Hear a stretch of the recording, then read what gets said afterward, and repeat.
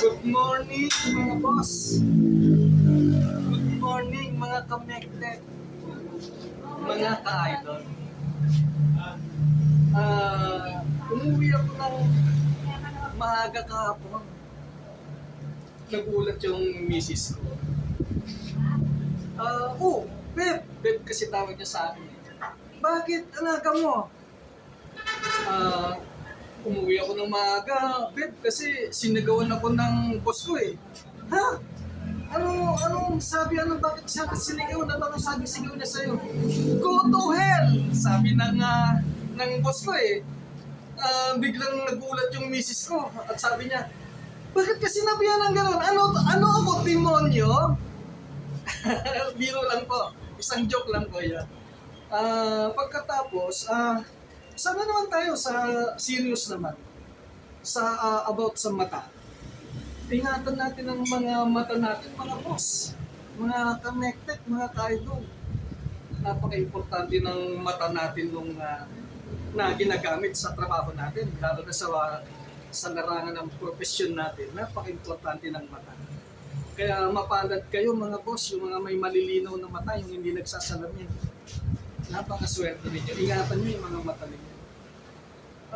Actually, ginagamit naman natin yung mata na yan noon pa eh, nung high school days natin at saka nung college days natin. Tuwing prelim, midterm at saka final exam, ang talas at ang lino ng mata natin sa pagtingin sa mga sagot ng mga katabi natin. Aminin, ako rin ganun din eh. At pagkatapos, ngayong nasa larangan na tayo ng trabaho natin, napaka-importante talaga ng mata. Imagine ang graduation ng micrometer ay may mga maliliit na guhit at saka may mga maliliit na numero. So ibig sabihin, kailangan makita natin ng malinaw yun. Kung hindi, sira ang trabaho natin. Well, anyway, bakit ko ba sinasabi yung mata na to? Nagugulat lang ako mga boss, mga connected, mga ka-idol.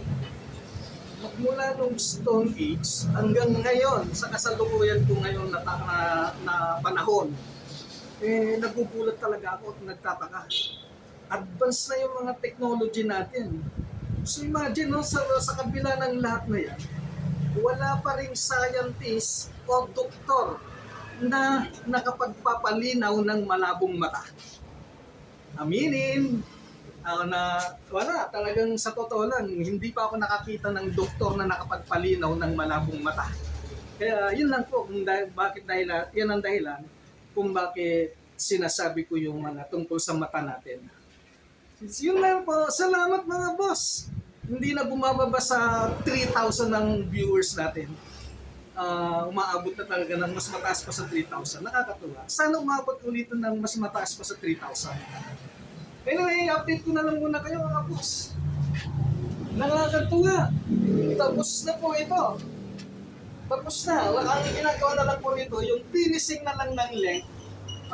Length magmula rito hanggang dito, pinipinis na lang. Tapos yung length nito, magmula rito hanggang dito, pinipinis na lang. Yung length nito, magmula rito hanggang dito, pinipinis na lang. Tapos na po mga outside diameter niya. Salamat nga pala kay Kuya Randy. Si Kuya Randy ang nag-wrapping yan. Yan, siya ang nag-wrapping yan. At pagkatapos, siyempre, salamat kay Kuya Cyril. Si Kuya Cyril naman ang nag-finish po niyan. Yun lang po, ibibigay ko na po ito bukas sa kay customer. Ma'am, yung project po natin, tapos na po ma'am. Bukas, ibibigay ko na po sa inyo. Yun lang po, salamat mga boss. Salamat mga ka-Mektek. Salamat mga ka-idol.